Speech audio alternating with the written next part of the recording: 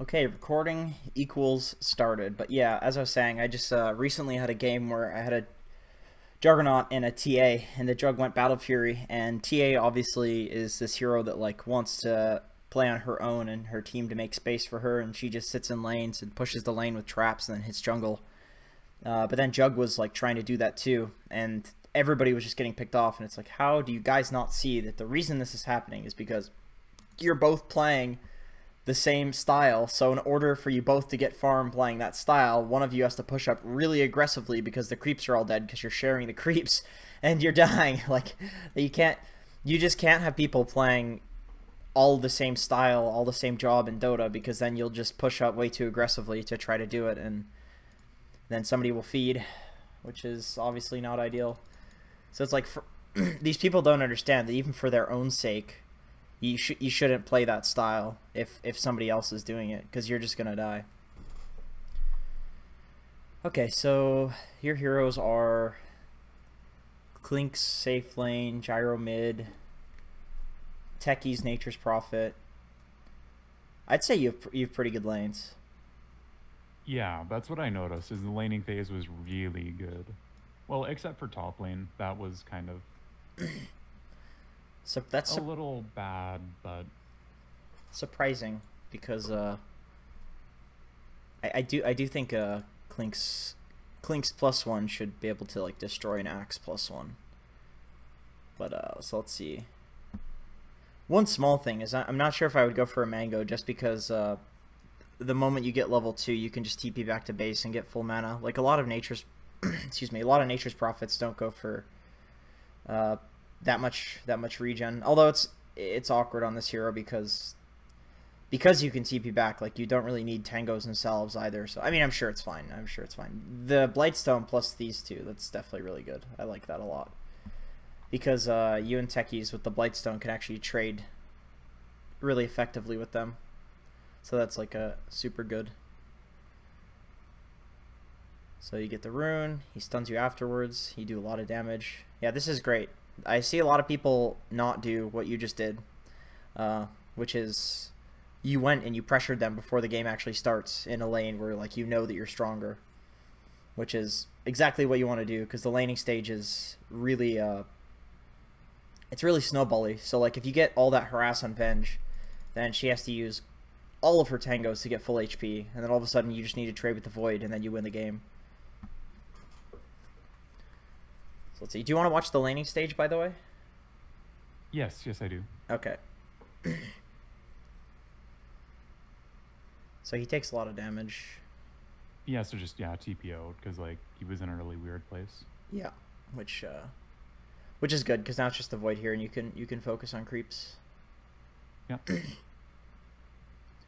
One small thing with that, it's like you only miss one last hit, so it's obviously like a very tiny criticism, but one thing that I've learned from playing competitively recently is that, like, the entire point of securing this lane is essentially so you can farm. So it's really important that you try to get all of the last hits and denies that you can. Like, losing that range creep there, for example, is pretty rough, just because there's two of you in the lane, and you know that if you're like if you position your hero a little closer and you focus on that range creep, you'll probably get it from the Void. And it's obviously, like I said, it's really small, but in competitive, at the very least I should say, the smallest little like range creep deny or last hit can give you a pretty big snowball. Maybe you hit a power spike a little bit sooner than them, and if it's a lane with really strong power spikes, that can make a big difference. Right, precisely. Like, if you can get level like Storm 3 or hitting something. level 6 before you in mid, right? Or in this case, yeah, level 3 can really be a big thing for a lot of offlaners. Yeah, and then also it's in terms of like skills and then items as well. Like, if this Void gets like a Basilius later because you denied him a bunch, or he gets like, you know, the Basilius later, gets his boots later, and then also gets like level 3 later, it's like all of these compounding things make it so that you can just pressure him super hard, and there's jack shit that he can do. Like, you can take a huge lead. I like how you're positioning right now. Like, you know, I critique it, but it's like you only lost like a couple last hits, which happens even in like the highest level of games. But then like now your positioning is exactly as it should be. Like your body is closer to the, it's like kind of standing between the creeps and Void, you know, so that when if he were to come up, you would just beat the shit out of him.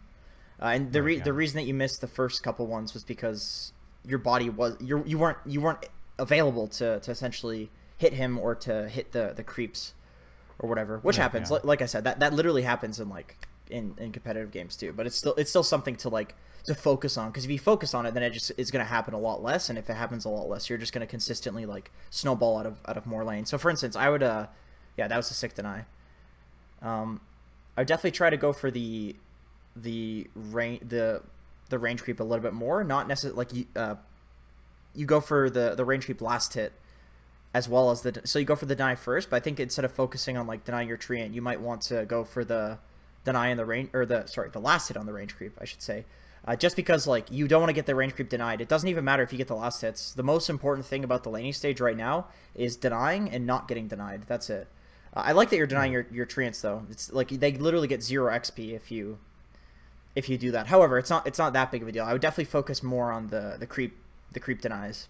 Right, yeah, it's just something good to do if you happen to be able to do it, and like there's nothing else going on. Exactly. It's like a priority list. I would say that the priority list in the laning stage is like you want to deny and not get denied, and then you want to last hit, and then probably you want to deny your little creeps. But if you can, if they're going for your creeps and trying to last hit them, and you can trade harass for that, I think that's fine, because harass is going to give you last hits and denies later in the game. So it's okay if they get last hits and stuff on your, like, really it's not that big of a deal if they last hit your treants, as long as you're trading something for it. That's it. Right. Especially because he doesn't have like a ring of health or anything yet, because I've been really diligent about denies. So yeah, that means any harass on him actually really hurts. Yep, exactly. And it's a Void, so the slow, like, methodical harass really screws him. You guys don't have much burst in, I mean, Techie's his burst, but he silences after his burst, but it's not like one of these lanes where he can just avoid the harass. He takes a lot of damage. I would say right now, instead of right-clicking the range creep, I would just sit and deny absolutely everything that you can. Because if he's like oh, he went, okay, he's shrined. But even still, if you keep the lane equilibrium here, I think you can just deny everything, and then if he comes up, you hit him, which of course will push in the lane. But you want to have that opportunity to harass him essentially by keeping the lane at equilibrium, because when you push this in, he just gets free farm under the tower in a lane that he kind of shouldn't. Right. Yeah. So that's it depends on like the lane state in your hero. But I think in this situation, you probably just want to static the lane as much as possible, because he actually can't do anything to your denies. And you missed that last hit there, but that's actually perfectly fine in like the current meta. It doesn't matter if you miss last hits. Like literally as long as you're denying and not getting denied, you're winning the lane. Which, I mean, you're already winning the lane. It's obviously you're fucking destroying, but but against a better player, if I rise up an MMR, maybe they can take advantage of that space I give them and then like do something with it, right? Right, exactly. And then later it'll feel like, oh, what could I do? Like, it feels so hard. Like the game just feels really awkward sometimes when somebody takes advantage of like a really small thing, and then all of a sudden they don't lose that advantage, and it's like the game just feels so like awkward and weird and hard, and it's just because they I mean, once again, this is like you're absolutely destroying this laning phase.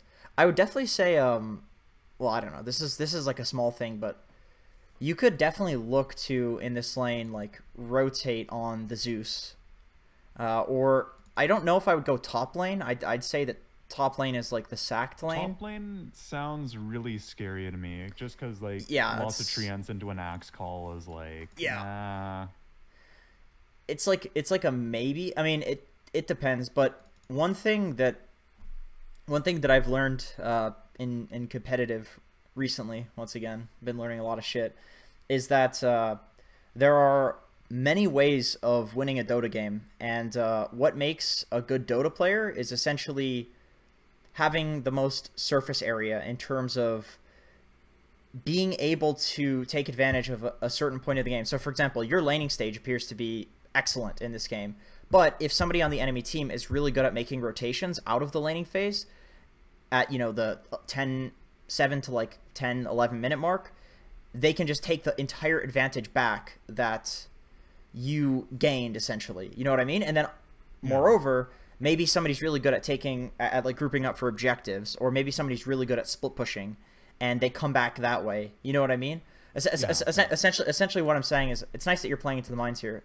I mean, dying sucks, but definitely you probably want to go home and regen a little bit more. I'm going to pause while I explain this, actually, because I think this is like a really important concept. I'm going to make a video about this soon, actually. But basically, like, the OG was known for a very long time as a team that made fucking amazing rotations, and they lost the laning stage in every game. But it didn't matter, because they were so good at making rotations out of the laning stage to transition the game to the mid game that they would win almost every game. That was like when they were winning all of the majors. They won every single game by doing that, despite losing the laning stage, because they were so good at that one principle, that one element of Dota, that nothing else really mattered, and then they didn't lose the advantage after they rotated out of the laning stage. And that's what I mean by, like, the surface area. Those are two kind of different things. The laning stage and then rotating to end the laning stage. Those are two completely different things that you can be really good at. It looks like in this game, from looking at this game, you're already good at the laning stage. So why you aren't already like 5-6k MMR might not be because the laning stage. It might be because your rotations out of the laning stage aren't as good as people that are higher rated than you. But it's good that you have, like, clearly from this, it's clear that you have really good laning mechanics, and like the stuff that I saw you screw up, that's stuff that I screw up too. Like the exact same shit. You probably screwed up like less than I do, but maybe my rotations are better than yours. You know what I mean? So basically what I'm to bring it back to this game, I would say that you probably want to look to make a rotation on the Zeus, just because he's a really fucking easy kill, super squishy. He's really, really high value because he's a mid laner, and you have a gyro, so he's like, you can set up with rocket, and you can just like ping. I didn't see your camera moving that much in the lane, and if you were to move your camera to the mid lane, like, you could see that he's out of position right now, and I'm sure a bunch of times he'd be out of position. And if you did that on a siege wave, what you could actually do is you could kill him, take the tower, go back bot, and then all of a sudden it's the exact same scenario that you're in right now, except you have the mid tower, and this gyro can rotate and then win the top lane, and then all of a sudden, boom, game blown wide open, and it's just easy. It's like a 15-minute stomp, you know, just from one single rotation. And there's like plenty of other stuff in the mid game that you can do to do that, but the thing that you always want to look to do when you're in any sort of... How would you advise that I would do a rotation like that in this game? I would say that you just want to look for an opportunity. One really nice thing that you can do is, like, let's say around the 4 minutes and 30-second mark, you could, this is kind of like super high level stuff, and I wouldn't necessarily do this in my games just because it's like, it is very difficult to make this decision. Like, I'm definitely not saying it's easy to make good rotations. Like, it's tier 1 players struggle to figure out how to do perfect rotations. It's very hard. But one potential thing you could do is you could push the lane in. This is what VP does. You could push the lane in with your treants at 4 minutes 30 seconds, and then rotate onto the Zeus when the creep wave is pushed into their tower, because then what happens is you kill the Zeus, you take the tower, you TP back, and then you don't lose a single creep because you pushed it into their tower, and then this is going to send you a double wave by doing that.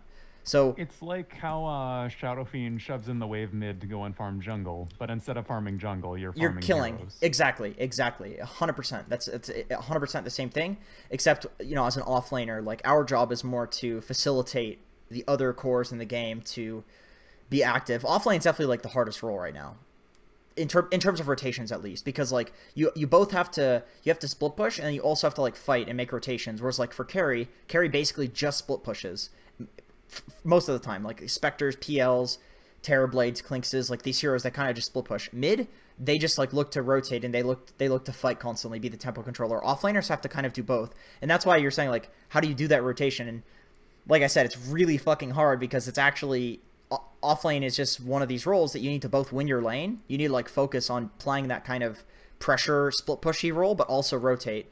It depends on the game. Sometimes like you rotate. The thing is, if you rotate to the Zeus and you don't kill him, he still has to go back to base, and you'll probably get the tower anyway. So it's not even about the kills and farming heroes. It's more about pressuring objectives and constantly showing the enemy team that like they're not safe. You know what I mean? Exactly as we talked about with like not showing a Nature's Prophet. You need to show them that they have a reason to be afraid of you.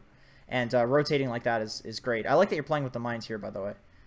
That's good. So he's just eating shit. Definitely at level So the way that Lumden talked to us about a lot of these rotations, actually I'll pause, is that generally you ideally would, oh my god, that guy just generally you would like to make rotations like as soon as your lane gets difficult.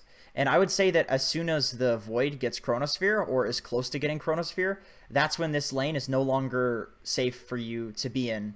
And that's when it would be the perfect time to make a rotation, because the siege creep is like a good time to make a rotation in terms of aggression, but in terms of being defensive and avoiding the Void's Chronosphere, you could make a rotation around him getting Chrono, and then you have the fact that he's not going to be able to Chrono you, which fucks him over because he wants to kill somebody with that spell, and then you're also making a rotation. So it's like it's just two birds, one stone, you know?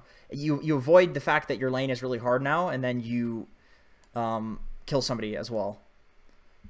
So basically, that Lumden always says to us, he's like, yeah, you want to rotate the moment your lane gets hard. Like, whoever's lane gets hard first, they usually make the rotation. So Clinks honestly might even want to make the rotation, but it's a pub, so he's not going to do...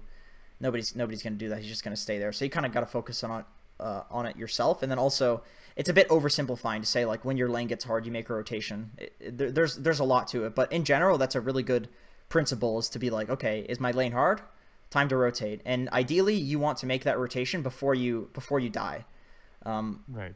So, like, in this scenario, it's not even like your fault that you died here. It's just that this lane is actually becoming harder and harder. The laning stage is ending, and it's not, you can't just like passively sit in the lane at a certain point. You need to start like looking to play the mid game, and if you can be the person that's forcing that mid game transition by avoiding that Chrono, and they just sit in the bot lane doing nothing with Chrono, and then you're getting kills on the map, like it's super game winning, because then you create, like we talked about in the previous session, like you create that tempo by making that like first rotation. So it's, I think we talked about that, didn't we? You compared it to the tempo in chess. So yeah, exactly. If you die, it's fine too. Like, a lot of the time, this happens in even tier 1 games where a hero will die and then they'll realize, like, oh, my lane was hard and I should have rotated. But then they rotate after they die. So, like, what you just did there is technically a rotation. It's just that you happened to rotate to the same lane that you were in. But that's still a rotation. The only reason you rotated there is because your, whatever this fucking guy's name is. Grimstroke. Your Grimstroke was there. So, like, that technically is a rotation. You got a kill. You took control of this lane by getting that kill. There's no objective here, but that's fine because you're controlling this lane. You're pushing the lane in. Clinks gets mid as a result of that because they had to respond to this shit, and they're going to have to respond to this again. The Void's going to TP directly back down here, as you can see, because he has to, because the creep wave is pushing in. So that opens up top, and you could go kill top now. So, like, essentially, you've gained the tempo by making that rotation. And that's the whole point of making these rotations. And like I said, it's really hard to decide at what point you say, fuck the laning stage, I'm going to start killing, and I'm going to start rotating. But in general, it's never going to be bad to do that. Like, even if it's like 5 minutes in, if you can be the one that starts just rotating and fucking over the laning stage and making everybody group up together, like, you'll win it. You'll win a lot of games by doing that. Even if you're doing it at like not the greatest time. I've made rotations on like level 3 tinies, and then the laning stage just breaks down at like 6 minutes in, and we just gain like a huge advantage because of the kills that we got and like the towers that we pushed, and the enemy team like constantly has to respond to you. Anyway, that's my spiel on rotations, and it's not easy to make. I was actually gonna, I wish I had said this, but I was gonna say, ooh, does he have Chrono? He just didn't Chrono. Lucky. Very, very lucky. Yeah, I would say definitely a big issue in this game so far has been that you keep coming down here. Right. I think you probably want to be more, like, this is a very common thing that I see where it's hard to decide like when the laning stage has ended and when you should just be looking to make map movements and stuff. And it feels like I'm one of the stronger heroes on the map right now. Also, top keck on that kill. But guy just exploded. I get all of this farm as an offlaner too, which is kind of incredible now that I think about it. Like, I have more farm than either of my cores. So, like, I should really be doing something with that. Yeah, right? I would say that the reason that you're farmed is because the area that you're occupying right now, because you played the laning stage so well, is like a really juicy area to farm.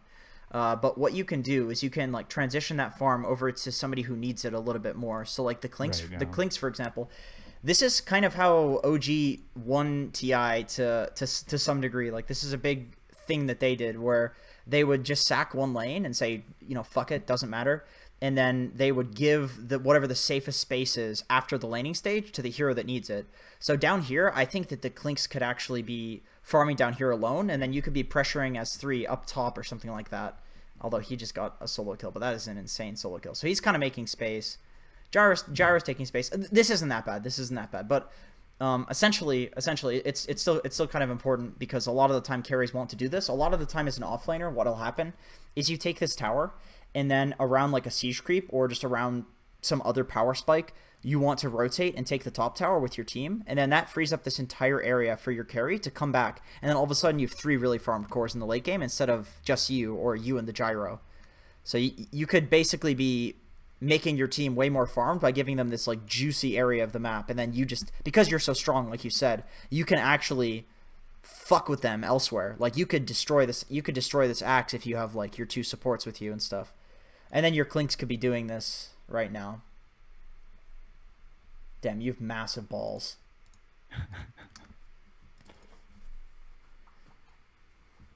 Oh my god, are you... What? What did I just see? What did I just watch? Oh my god.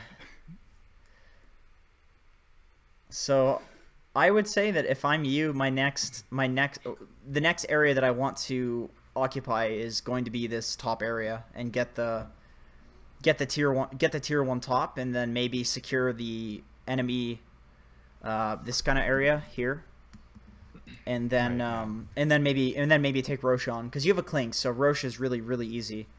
So you TP back bot. I would say that this is probably what the Clinks wants to do right now, because he needs to come back. Although he is actually coming back decently, because you've taken so much on the map, you're actually you're allowing your cores to farm over here.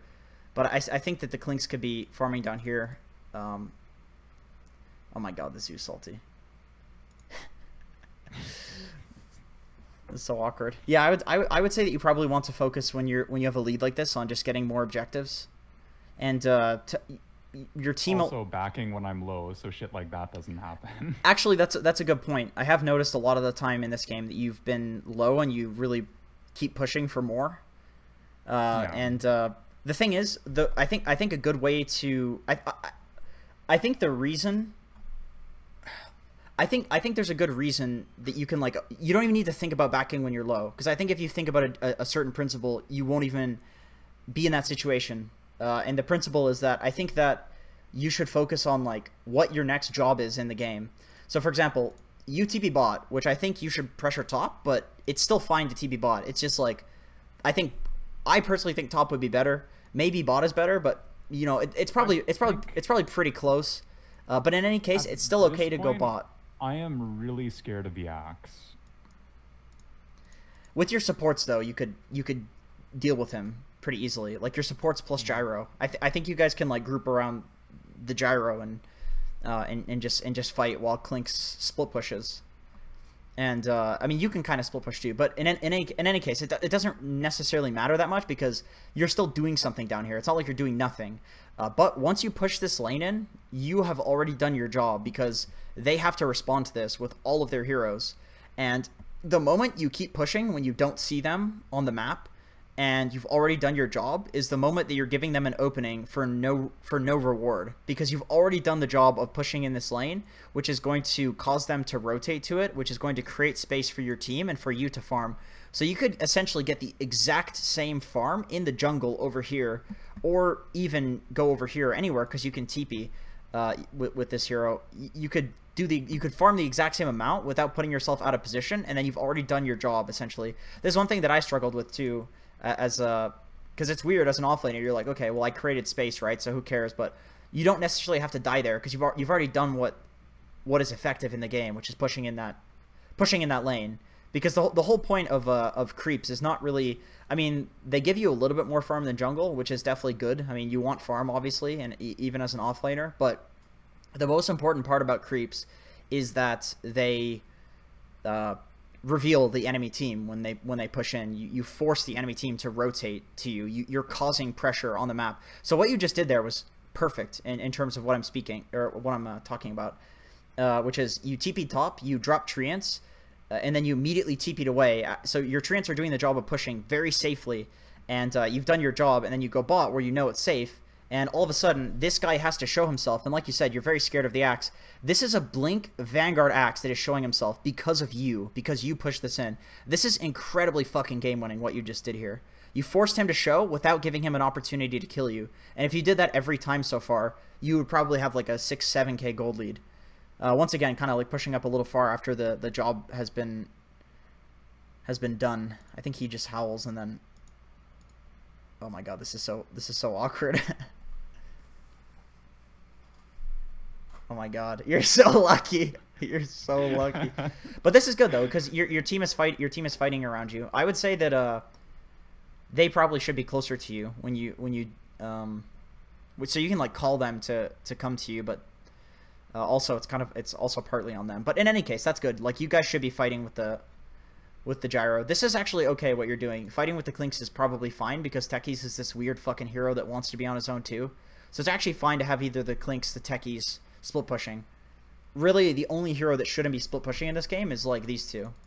The Grimstroke and Gyro. Because Gyro, like, sure he can clear waves, but he's like the best team fighting carry in the game. And then Grimstroke is, yeah, he can clear waves too, but he's also an amazing team fighter and ganker, so there's not much of a purpose in the best heroes for splitting are definitely this guy and this guy this game. So you go on the Zeus. He has Nimbus, Chrono. Oh boy. Here, let's see. I was talking, so I didn't actually see what happened there. Let me... Because that looked like a very, very bad fight. So you guys are just chilling together, and you're looking for something. I would say that the mistake here is that your Clinks is dead, and that you're looking for something. Very, very close to their tower. And the moment he reveals that he sees you, you should probably get out, because if a lot of the time, like if the enemy team has information on you first, they'll win the fight. If you have information on them, you'll win the fight. That's just like a lot of the time how Dota is, because you can pick one of them off really easily. But he actually knew that this was happening, so he was able to position really nicely where you overextend and the Void just gets a free chrono. And then as a result, your teammates go in and make the situation worse, which is a very common thing in pubs, way more common than in competitive, but it happens in both. People will always make a bad situation so much worse. So I'd say the main mistake there is fighting without your Clinks for not much of a reason other than going for kills. Pickoffs are fine because they can lead to objectives, but it's very, very dangerous without the Clinks. A lot of the time, like a 2 or 3 man gank won't work. The closer to their base it is, the harder it is, obviously. The more people that you probably want to go for those ganks. But yeah, I think, and then also the moment he sees you, it's like, okay, fishing is fine. Like, you fished for the kill, and he ran away and then showed that he saw you. And then I think you just run and you just say, okay, well, they see us. Like, they know this is happening. And then it's fine. Then nobody dies. Maybe you die, but your team won't die. And that lost you about 1k gold. You still have an advantage, though, because you guys were just, like, crushing in the laning stage. So let's see. There's this, like, awkward situation where Techies has now taken this lane as his own, and this is actually, like, the easiest tower to get on the map right now, and it would free up, like, Roche and stuff, so... I think maybe Techies would actually want to play bot in this game. But it's hard to say. In any case, you can... It feels to me like I can make more use of the space bottom than Techies can, because I can just farm those camps faster. So like I can shove the wave and then farm 2 camps at the same time. Whereas it feels like it's harder to do that top. So I think, well, Techies mines 1 hits a wave, so he can actually push in the lane really easily. It's and then it's also kind of more about like he applies no pressure to this tower really. Compared to like if you run your whole team up here. Although at this point, I think that they're actually relatively stronger than you guys, just because of their heroes. Right. Yeah. Despite the gold, but the thing is, when you have a Techies like, and they're running around as 5, he's not a hero until like super late in the game. Right. So you guys, even though the gold lead is like 3 to 5k, you guys actually aren't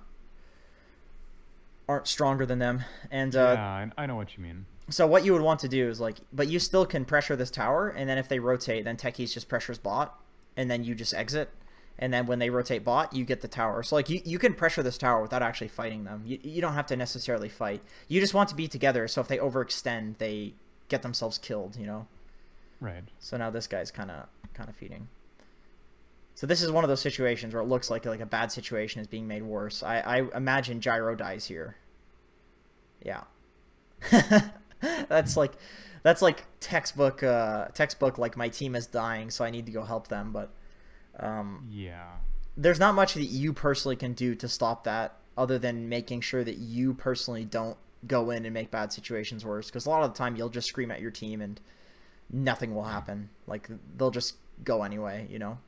What you did there was great. I love that sort of play. Like the less time that you spend revealing yourself on creep waves, the better, and your treants can do the job for you. So like, I think the less you die on this hero, the better. This is definitely a dangerous gank, just because you don't have any assistance with you. Probably want to try to avoid. You can fish. That was good though. Like I like that you went in and then you got out. Fishing is fine because like you force this Zeus to TP in, and then the Warlock also, too. I found out where they have detection, so. Yeah, that's actually good. Although definitely want to be careful when like it's always good to be careful when your team is dead, but you were pretty careful there. Like he stuns you and you run. The problem would be like overcommitting, like with the first time that it happened. So Clinks is on this guy. You have Gyro. There's 3 of you. Grimstroke should definitely be with you guys. Oh. Yeah, I remember that. That was a painful call. I'm surprised he didn't kill anybody. So here is where you shall exit. As soon as humanly possible. And just don't... Like, if I were you, I would just TP top right now. Maybe top? Who's not showing? We saw Void. We saw... Oh, did Techies? Yeah. So, where did he die? Okay, yeah. We saw all of them. So, you could definitely TP. So, you TP'd home, which is fine. And then you TP to farm an area. Oh, your camera's still locked on the bot. I would say you probably want to avoid TPing to where the gyro is if you're in like there's this weird period where you want to split up your group where like something bad happens or something good happens where you can like take the next few minutes and either push out the lanes or jungle. Like you don't always you want to be grouped in general unless something just happened that allows you to either split up your movement where you're safe to do that or where you have no option. So for example, like if your team gets wiped, then it's fine to like split up. But in that case, when you're splitting up, you want to try to be as efficient as possible. This is fine. He uses chrono on that guy. That's useless. That doesn't do anything. There's no objective there. You just keep farming. Yeah, that's good. So let's see. What do you get in this game? You get a silver edge. What was the silver edge for? Axe. For the axe? Like that's actually how scared I was of the axe. Like I would say that Orchid is probably a better counter to axe. Just because you can pre-Orchid him as he blinks in, and then he can't... Only if you have vision of him, though. If you have vision of him, right. But because you have, like, the Shadow Blade, you can pretty... I mean, it's not easy, but you can definitely... They also have Zeus, too, so, like, it feels like they just ult me, and they know where I am no matter what.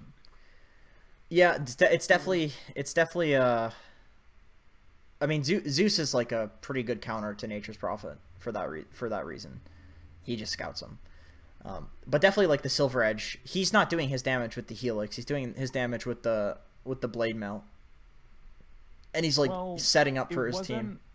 To stop his damage, that's not what I was trying to do. What I was trying to do is set it up such that like I could Silver Edge him, and then I can actually take him down with Treants, right? And I can actually hit him. But I guess that's less effective because he has Vanguard.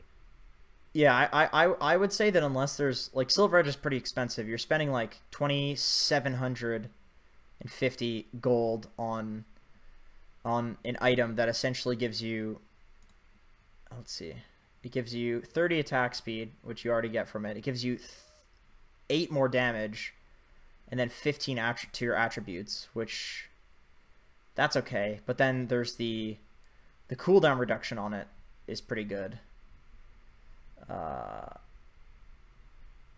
But that's like, I mean, paying that much money for just like the cooldown reduction, and then the break is pretty useless in this game. And then the bonus damage is oh, it's the same actually, the bonus damage. Oh, I didn't know that. So I would definitely okay, so you do build into the Orchid. Okay, that's definitely after the Silver Edge. I would definitely say that's like that's net worth. That's, I mean, you could even get, like, if you're afraid of the axe, you could get like a Yule's, just hard counter some. Oh yeah, that's a good point. I hadn't thought of that. It's actually this is actually a really good game to get a Yule's because you guys actually lack Disable. Like, I feel like instead of Drum of Endurance, I could have just gone Yule's then. Yeah, I definitely think this is like a pretty good Yule's game. If you're ever in doubt on Nature's Prophet, I would say like a Maelstrom is a pretty good item. Like, you could just Maelstrom and then farm and push lanes, because it helps you just hit. You can hit like a lane twice and then hopefully get like one lightning proc, and then you just run away and let your treants push. It's pretty good. It's pretty good for just like speeding up your farming in general. And then it's not a bad item for fighting. It's just an all around decent item. This is awkward. So let's see. What information did you... I would say, okay, so you knew that they were here, right? Because they just like the fight was just there, and which is why you played very defensively here. I would say, yeah, this is definitely like a little bit of greed. You probably want to play in the trees a lot more on this hero. Like over to the side, just so you don't risk running into the, because they're not going to be running around the trees. He's going to be farming the jungle. You can push out aggressively, like in very difficult areas like this. That's fine. In fact, I'd say that's like one of Nature's Prophet's biggest strengths, is that he can do that. But you definitely want to like be super fucking defensive when you do it. Another thing you can do is exactly what you've been doing all game, which is you just TP in, drop treants, and then TP out. Like, that's actually one of the most annoying things that you've been doing. It's so good because you are forcing the enemy team to respond to fucking treants, which is so bad. And then you're not giving them any kills for it. So you definitely, like, if you're ever going to a very dangerous location, I would say that's for sure the play, is to do that, which you have been doing. There's just some points where there's you're pretty greedy with the hitting the lane creeps. Once again, you just have to do the job of pushing the lane, and you're winning. Which is another great thing about this ultimate. Actually, you could technically just ult out the wave if you want, and that would be fine. I'll have to tell my teammates that that's why I'm staying in Fountain, and it's actually winning us the game. Yeah, well, it's good. It's pretty good because, I mean, especially when you're against like Axe Void, these heroes just want to run around fucking killing people who stand on waves. So if you ult out the waves, then your team can just farm the jungle. In a lot of scenarios, it's like, oh, you're stealing farm from people, right? But I don't think that's how Dota is anymore. I actually think that's like an old mentality that people have. I think in most like pro games and like competitive games, people constantly spam out the ultimate if they're not fighting. Yeah. Just because it's super safe. Like, it prevents this.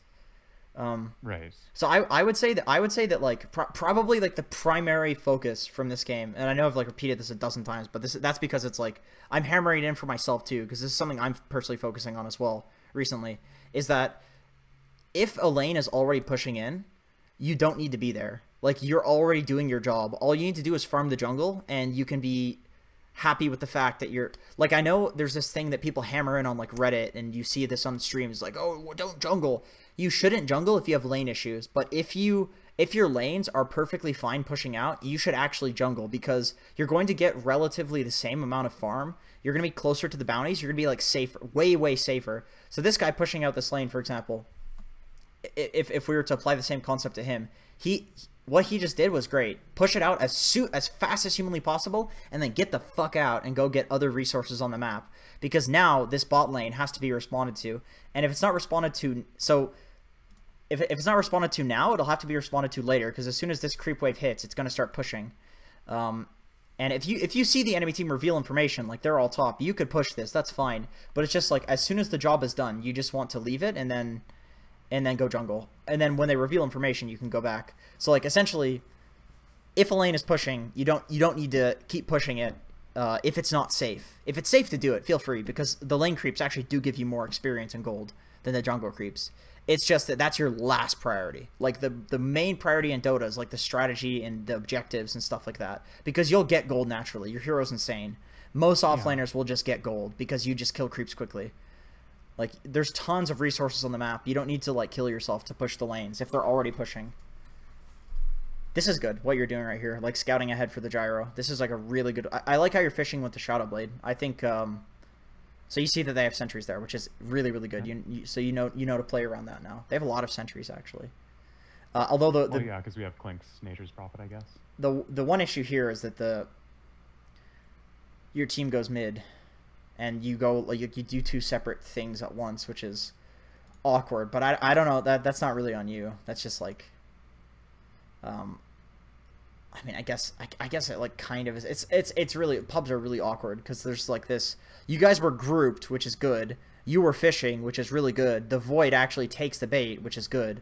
But then if you look mid, like your team is going mid, and then Void goes on bot at the same time. So it's just really fucking awkward.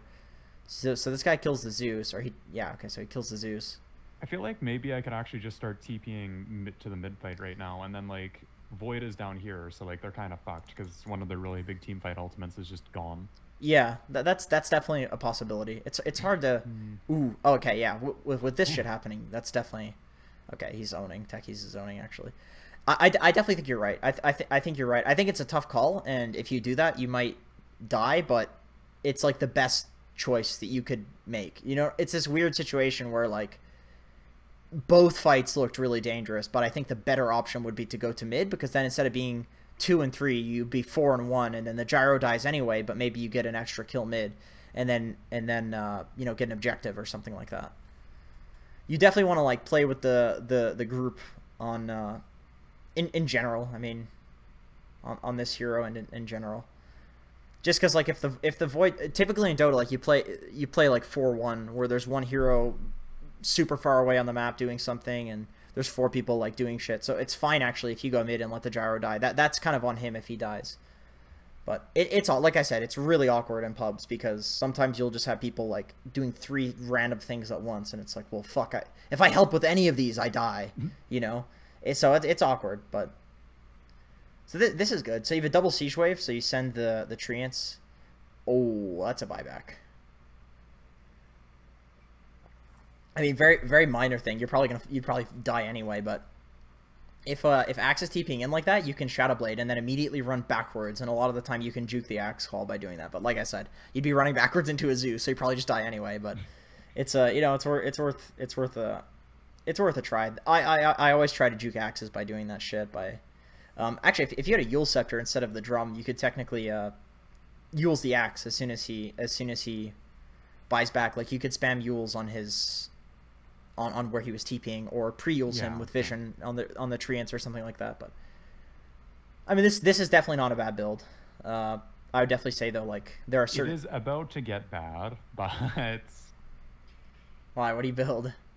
I made a mistake. Is all I'm gonna say. You're probably gonna laugh at me when you see it.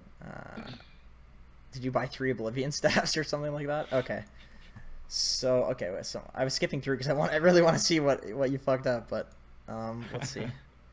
So something happening there. You split push bot, which I really like. This is when you leave. Right there. That's where you exit. Especially when you see that they have sentries. Holy shit. You have massive kahunas. Kahunas? I don't know. I'm not. That's a Hawaiian thing, isn't it? I have no idea. Anyway, you have big massive balls. Huge balls of steel.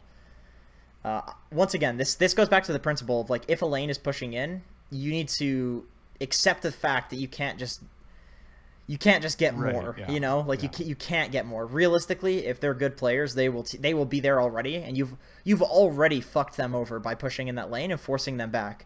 They can't get an objective now. Well, there's just like Warlock Golems mid, but still, like they maybe could otherwise, like they could maybe go get 2 objectives, or they could go take Roshan or something like that. Or they could have not had that denied. Exactly, right, exactly, 100%. So you got the deny, they didn't get Roshan, they didn't get 2 objectives because you pushed this in, but you traded your life for it. Like every single TP that you've made has actually been a relatively good TP. Like we talked about the difference between top and bottom, and it's not that huge. It's pretty small. Like your TPs are all doing some job that is very effective in the game. The problem is when you do that job and then you're trading your life for it. It feels like I just need to maybe learn when to make my exits a lot better. Yeah, I agree. There we go. Fucked it up.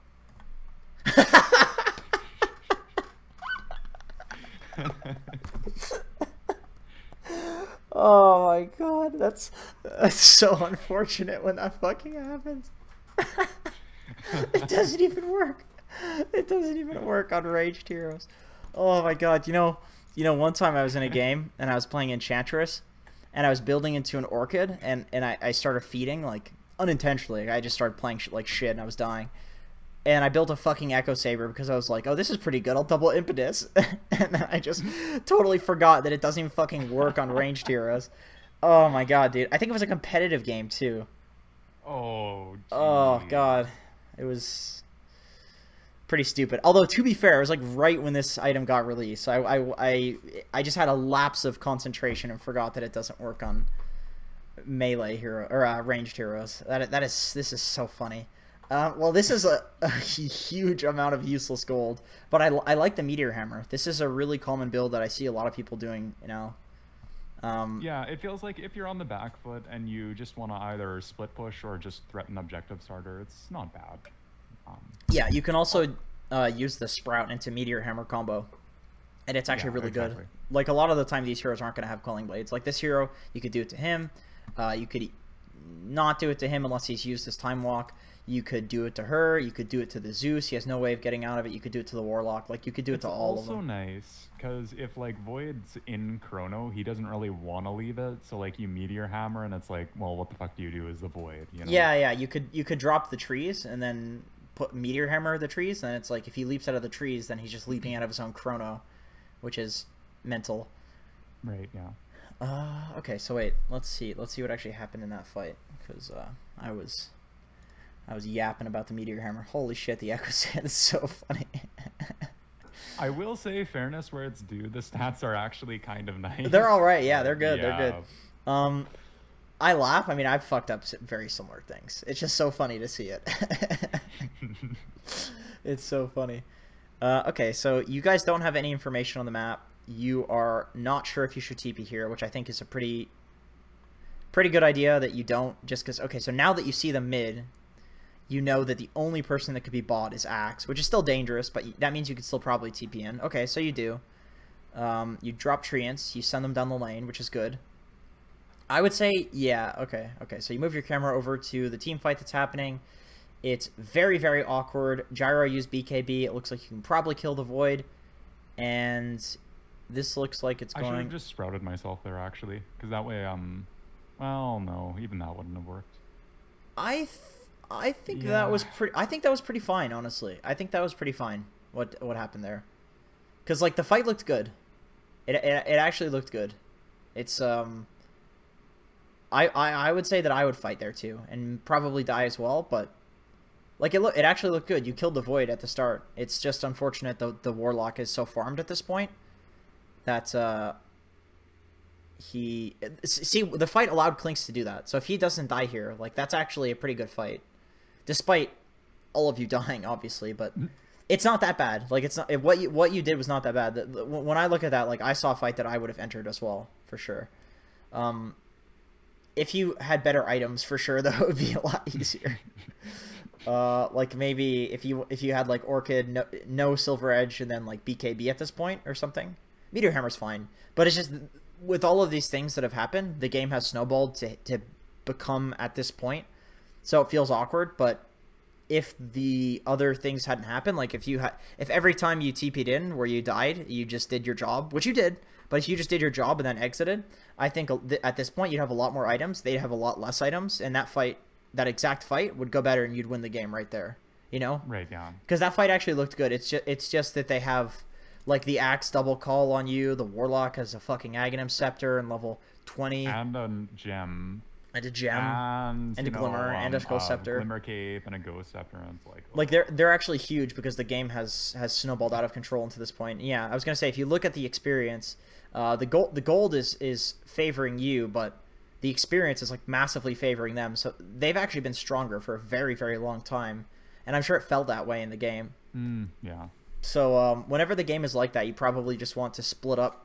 Split up. It's hard. It's like I said, I probably would have gone into that fight as well, but one way that you can kind of think about it is like whenever the game feels like that, you can just go into like split farm mode and split push mode, and then take But the pickoffs. problem with split pushing mode in this game is we have so many heroes who want to do it. It's like, well, shit. I think it's okay. I think honestly, once you are in that kind of recovery slash split push mode, you are actually the hero that split pushes at this point because you do it safest. You and Techies. Right, yeah.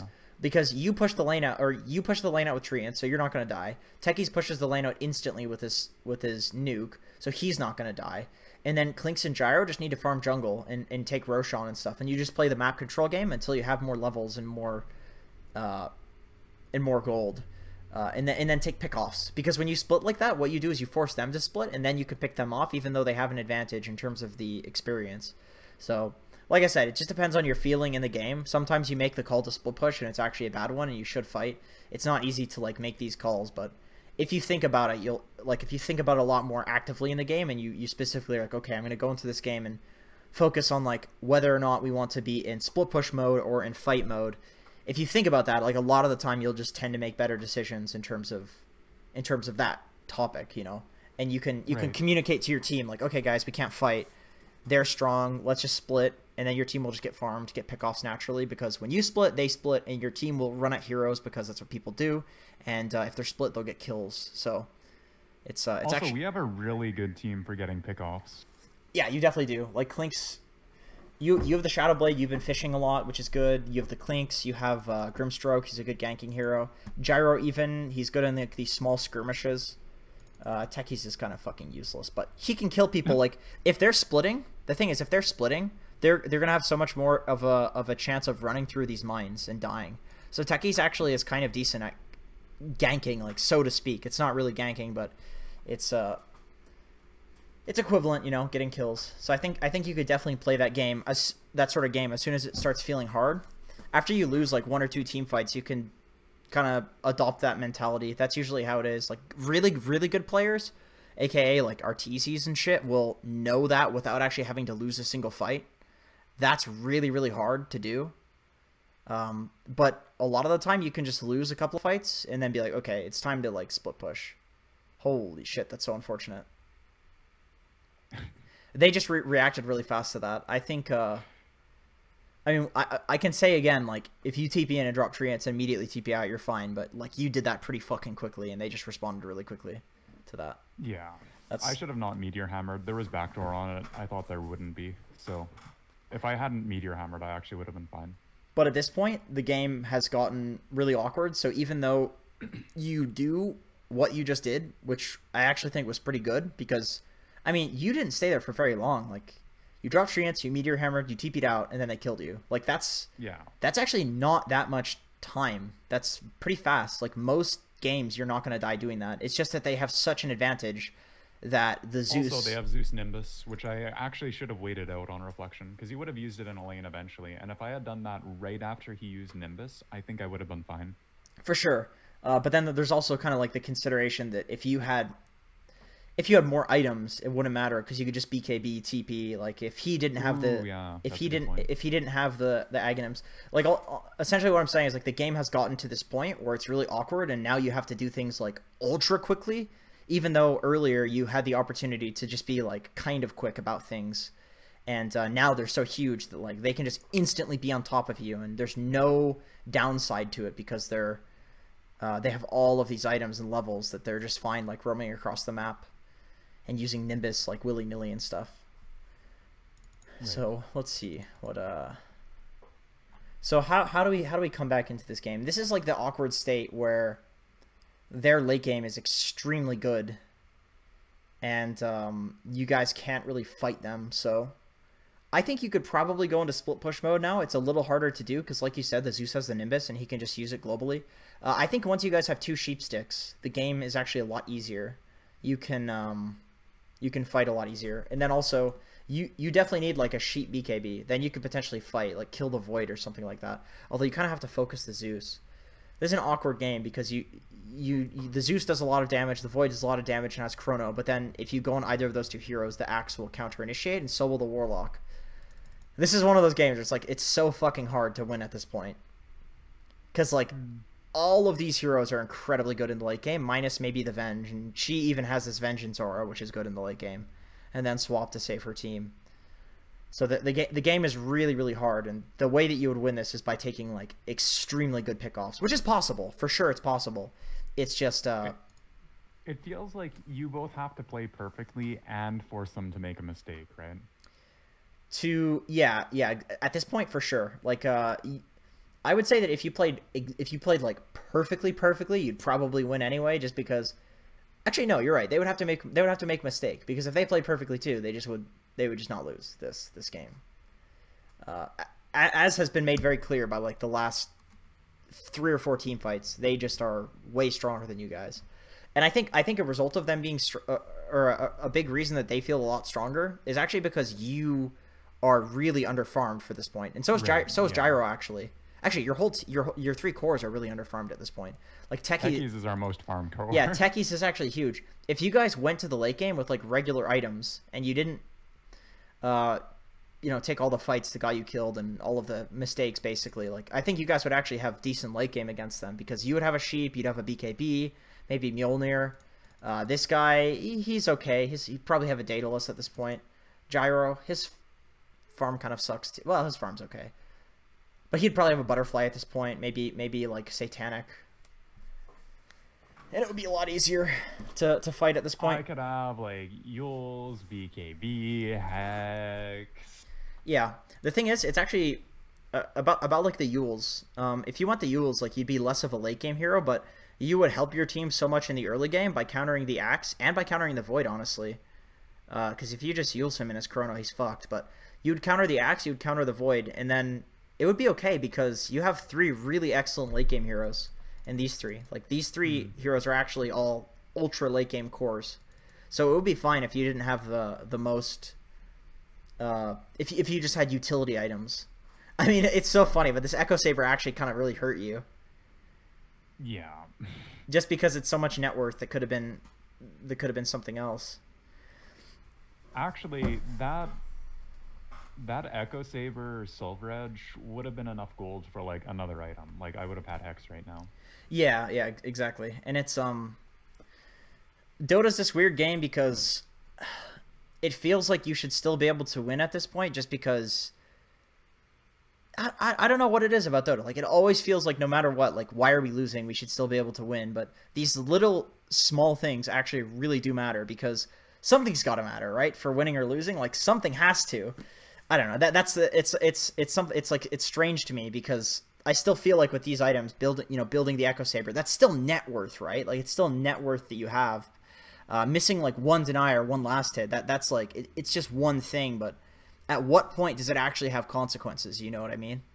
Right. And I think like 1 extra item actually would make or break like 1 team fight, which would snowball to another team fight, which would snowball to another item, and then all of a sudden it seems like it just wasn't that much net worth that we're talking about difference here, but it's what you would gain from it. You know what I mean? Like you would gain way more from it, and you would have more. You wouldn't just have another item. You'd probably have 2 more items, because what you would have gained from the item that you would have and its utility.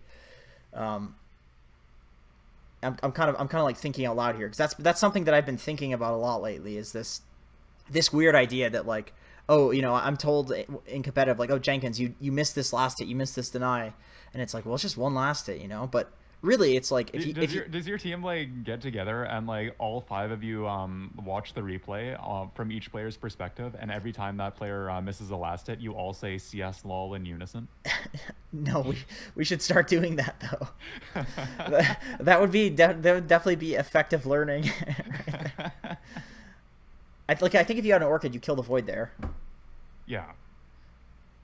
It's just, and at this point, Like Dota gets to a certain point where it just feels really awkward, and Imagine if I had like Yule's Orchid hacks, and then like I just disable 3 people at the same time, and then like what do they do? Well, yeah, that'd be I pretty. see what you mean. That'd be pretty fucking good.